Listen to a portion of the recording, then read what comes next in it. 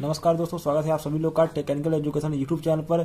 दोस्तों आज हम इस वीडियो में बात करने वाले हैं आईटीआई में आप प्रैक्टिकल में अच्छा नंबर कैसे ला सकते हैं, फुल मार्क्स कैसे ला सकते हैं। आपको हम इस वीडियो में बताने वाले हैं कैसे आपको प्रैक्टिकल लिखने का सही तरीका आपको बताने वाले हैं। देखिए, आपके आईटीआई में आपको ट्रेड प्रैक्टिकल में कुछ इसी तरह आपको पेपर मिलेगा जिसमें आपको 8 घंटे का समय मिलेगा और आपको 200 नंबर का यहाँ पर पेपर रहने वाला है आईटीआई का।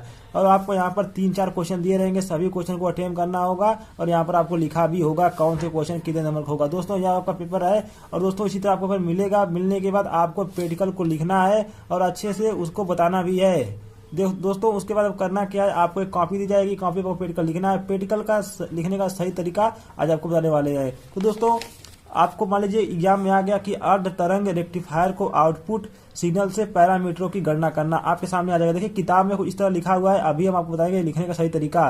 सबसे पहले आपको उपदेश लिख लेना, लिखने के बाद आपको यहाँ पर जो भी लिखना होगा अर्ध तरंग रेक्टिफायर आउटपुट सिग्नल को पैरामीटर गणना करना, इसको आपको लिखना होगा। उसके बाद आवश्यक सामग्री क्या क्या है उसको आपको लिखना पड़ेगा। उसके बाद आप कौन कौन सा यंत्र का प्रयोग कर रहे हैं, कितनी मात्रा है, सामग्री कितने हैं, सब मात्रा आपको लिखना पड़ेगा।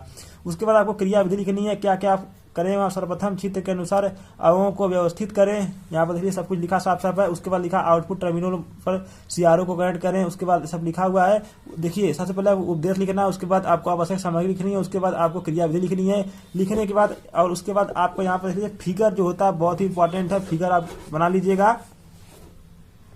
फिर देखिए आप जब आगे बढ़ेंगे उसके बाद देख लीजिए, उसके बाद आपको सावधानियां लिखनी है तो उसके बाद सावधानियां लिखनी है और ये आपका रिजल्ट हो गया। उसके बाद आपको सावधानियां लिखनी है, सावधानियां जो भी लिखना होगा आप लिख लीजिएगा। सभी सीआरओ को ध्यानपूर्वक से यहाँ पर प्रेक्षित करें, यहाँ देख लीजिए सावधानियां लिखा हुआ है। उसके बाद सभी आओ टर्मिनलों को कसें, ये हो गया आपको, ये तो आपके बुक में लिखा था। अब आपको यहाँ पर कैसे कॉपी में लिखना है आपको दिखा देना चाहते हैं। आईटीआई में एग्जाम देने से पहले आप सभी लोग देख लीजिए जरूर, अब बहुत ही महत्वपूर्ण है यह वीडियो आपके सामने। दोस्तों वो गई किताब की बात, अब आप बात करने वाले हैं कैसे आपको कॉपी में लिखना है, कैसे आपको एग्जाम में लिखना है। सबसे पहले आप लिखेंगे उपदेश। देखिए लिखने का सही तरीका आप बताने जा रहे हैं, आप ध्यानपूर्वक देखिए। वीडियो को, चैनल को सब्सक्राइब करिए, लाइक करिए, ज्यादा फैला दीजिए इसको। देखिए आप सबसे पहले क्या करना है, हाफ वेव रेक्टिफायर को बनाने से पहले अभ्यास करना और इसकी वेव फॉर्म को ट्रेस करना, ये आपको लिखना है उपदेश में। लिखने के बाद आपको टूल्स एंड इक्विपमेंट लिखना है, लिखने का सही प्रोसेस बता रहे हैं। उसके बाद आपको सीरियल नंबर लिखना है, उसके बाद टूल्स एंड इक्विपमेंट लिखना है, उसके बाद आपको स्पेसिफिकेशन, उसके बाद क्वांटिटी लिखनी है, उसके बाद आपको सीरियल नंबर लिखना है। उसके बाद आपको यहाँ पर क्या क्या आप टूल्स प्रयोग कर रहे हैं उसको आप लिखिएगा, क्योंकि एग्जाम में पूछ सकता है कि कौन कौन से टूल्स आप यहाँ पर अपना उपयोग किए हैं प्रैक्टिकल में।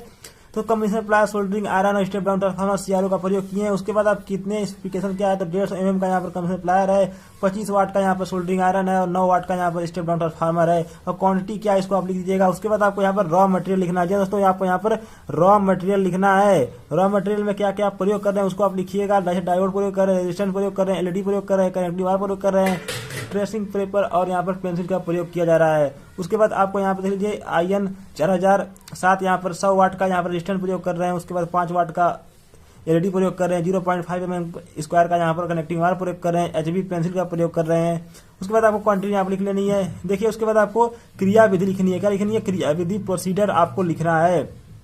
प्रोसीजर में यहाँ पर सर्वप्रथम सभी tools and equipment raw material को यहाँ पर व्यवस्थित करें। उसके बाद हाफ वेव रेक्टिफायर बनाने से पहले सर्वप्रथम 90 से लेकर 9 वाट तक स्टेप डाउन ट्रांसफार्मर जो आउटपुट लिया गया है उसको एसी सप्लाई प्रदान करें। तो ऐसा आप लिखिएगा। लिखने के बाद आपको यहाँ पर देख लीजिए जो आपका प्रैक्टिकल होगा उसमें आपको जो फिगर है बनाना बहुत ही जरूरी है। अगर आप फिगर बना देते हैं तो एग्जामिनर समझेगा कि लड़का कुछ न कुछ जानता है, तो फिगर आप जरूर बनाइएगा।